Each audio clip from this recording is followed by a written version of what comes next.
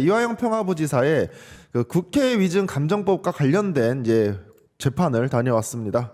자, 바로 수원지법 203호 4호 그렇죠. 송병훈 형사 11부 재판부가 맡고 있죠. 맞습니다. 자, 그런데요. 이화영 정치자금법 위반 혐의가 뭔가요? 라고 하고, 그리고 오늘의 재판의 내용이 뭐냐? 지난 국회에 나와서 이화영 증인이 진술을 했어요. 증언을 그렇죠. 했죠. 그런데 오늘날 이 피고인을 어떻게 괴롭히냐?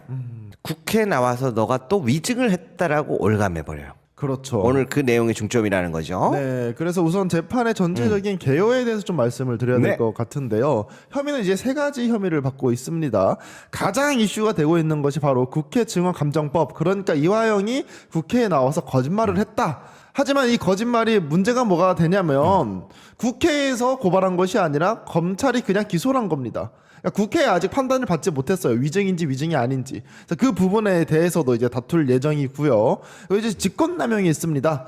이 직권남용은 대북송금 사건에 파생된 내용인데 그 이전에 북한에 묘목을 보내주고 밀가루를 보내주는 그런 지원 사업이 있었습니다.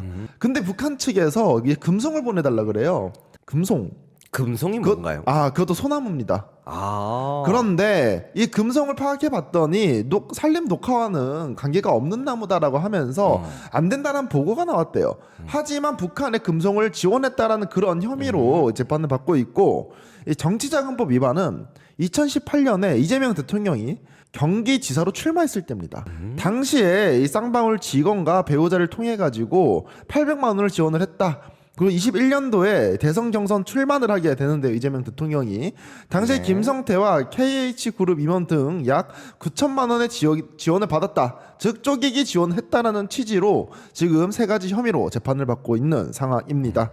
그럼 정리해보자면 여기서 주요점은 딱 두 가지가 주가 될 것 같은데, 첫 번째로는 이화영 씨가 국회에 나와서 연어 술 파티에 대한 이야기에 대한 진술을 했어요. 네. 증언을 국회에 나와서 했는데 그거를 국회의 판단이 아니라 검찰의 판단로 그걸로 위증이다라고 지금 기소를 걸었다라는 거죠. 그렇죠. 여러분들 이걸 생각하셔야 됩니다. 재판장에서 위증을 하면 재판부에서 고소를 해야 되는 거고, 국회에서 위증을 했으면 국회에서 판단을 받고 자체 조사를 받아서 고소를 해야 되는 것인데, 이거는 검사 자체 판단으로 기소를 해가지고 지금 뭉뚱그려서 재판을 지금 다시 받고 있는 상황인 거죠. 야, 그럼 이 지금 말도 안 되는 이것만 봐도 왜 대장동에서 지금 이렇게 난리를 치는지 이 연결지어서 보이네요.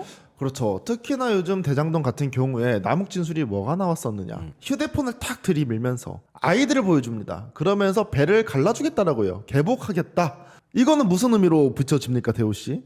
온 가족을 다 올가매기 전에 협조하라는 거죠. 야, 그런데 검사는 이렇게 얘기해요. 내가 인도주의적으로 한 거다. 왜냐면 남욱이 아이들을 많이 보지 못했기 때문에 내가 그 아이들 사진을 보여준 것이다. 그러니까 남욱의 애들 사진을 보여주면서 그렇죠.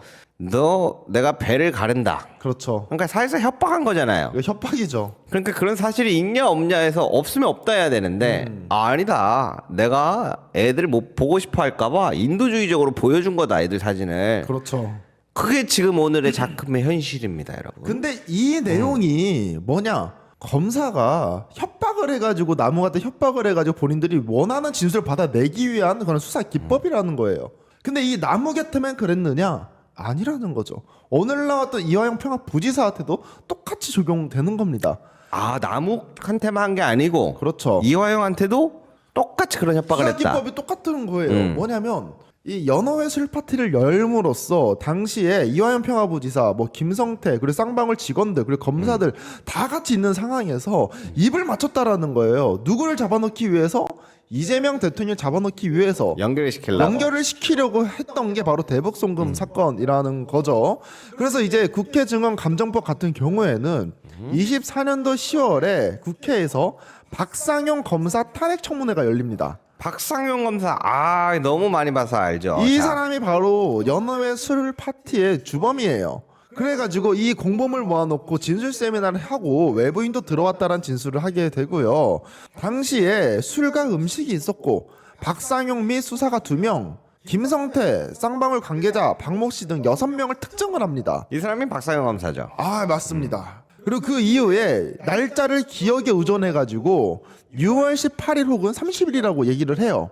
근데 지금까지 이제 기사가 나오고 여러 가지 정황 증거가 나온 걸 봐서는 5월 17일이 날짜가 지금 특정이 되고 있는 상황인데 변호인 측에서는 왜 특정을 안 하고 24년도 6월 혹은 5월 혹은 6월로 하냐면 아직 명확하게 증거가 나오진 않았습니다. 그러니까 언론을 통해 가지고 나오게 된 거지. 예를 들면 국회 자료라든지 아니 법원 자료라든지 아니면 이 검사 내부의 그런 자료들은 나오지 않았기 때문에 정확하게 특정을 지금 못 하고 있는 상황입니다. 그러니까 정리를 해보자면 연어 술 파티가 있었던 건 있었는데 그렇죠.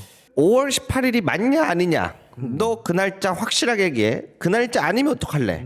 이런 상황에서 이제 수감돼 있던 사람이 그렇죠. 그게 5월 17일이었나 18일이었나 아무튼 그쯤이었는데 날짜를 정확하게 기억을 못 하니까 5월 18일 아니면 넌 죽었어 그러니까 5월에서 6월이었던 것 같다. 근데 여기서는 계속 하루만 딱 정해 이런 거잖아요. 그렇죠. 근데 왜 검사 측에서 본질에 대해서 이야기를 하지 않고 그 날을 계속 특정을 하라고 하냐면 처음에 검사들은 뭐라고 이야기하냐면 연어회 술 파티 없었다라고 주장합니다. 심지어 공소장에서도 검사들은 없었다라고 이야기를 해요. 연어회 술 파티. 심지어는 검사 내부 자체 감사에서도 연어회 술 파티 없었는데 라고 결과가 나옵니다. 그런데 요즘에 워낙 정황 증거도 나오고 영수증도 막 나오기 시작을 했거든요. 그러니까 도저히 연어회 술 파티가 없었다라고 주장을 못 하게 되는 거예요. 그러니까 이 본질을 뒤집어서 야 근데 이화영 너 보니까 거짓말했네? 날짜도 똑바로 특정해야 돼 라고 지금 주장을 하고 있는 겁니다. 그러니까 가면 갈수록 연어회 술 파티 있었던 거고 그렇죠.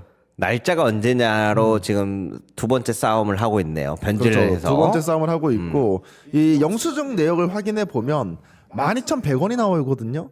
이 12,100원이 뭐냐? 소주 3병, 생수 3병입니다. 그리고 담배 한 갑까지 하면 딱 12,100원이에요. 봉투값 100원 합쳐가지고. 그런데 1,800원도 또 따로 찍혀 있습니다. 시간 조금 지나서. 그게 바로 소주 한 병인데 여러분 페트병 500ml 소주 3개 채우면 다 안 들어가잖아요. 그러니까 한 병을 더 사가지고 채워 넣은 거예요. 왜냐면 검찰 내부에 들어갈 때 술을 초록색 소주병 못 들고 갑니다. 나는 술 먹으면서 연어 술 파티 할 때 술 먹으면서 그렇죠. 물도 먹어야 되지 않을까 해서 산 줄 알았는데 그게 아니고 검찰청 들어갈 때 그렇죠. 술을 반입이 안 되니까 물을 500ml짜리 생수를 산 다음에 그렇죠. 그걸 버려. 그 다음에 거기에다가 소주를 옮겨 담아. 그렇죠. 그러면 이거는 그 소주를 생수병에 옮겼다 안 옮겼다 때 소주 산 영수증은 나왔네. 예, 영수증은 지금 나온 상태고 그 연어회 같은 경우에는 그 검사에 제가 알기로는 법인 카드로 긁은 걸로 알고 있습니다. 그것도 법인으로 긁었어? 예, 법인으로 아이고. 긁은 걸로 알고 있고 거기 지금 주변에 수원지 검하고 수원지 법하고 붙어 있거든요. 네. 거기 그 법을 바로 상가가 상당히 많아요. 땅방울 직원 같은 경우에도 검사 그 수원지 검에 들어가면 찍히잖아요. 내역이 남잖아요. 주차 어디 있다는 줄 알아요? 어디다 주변 상가 있다 있습니다. 상가의 주변. 네, 상가 주변에 주차를 하고 이제 술이라든지 이런 것들 사가지고 수원지 검에 들어가는 거죠.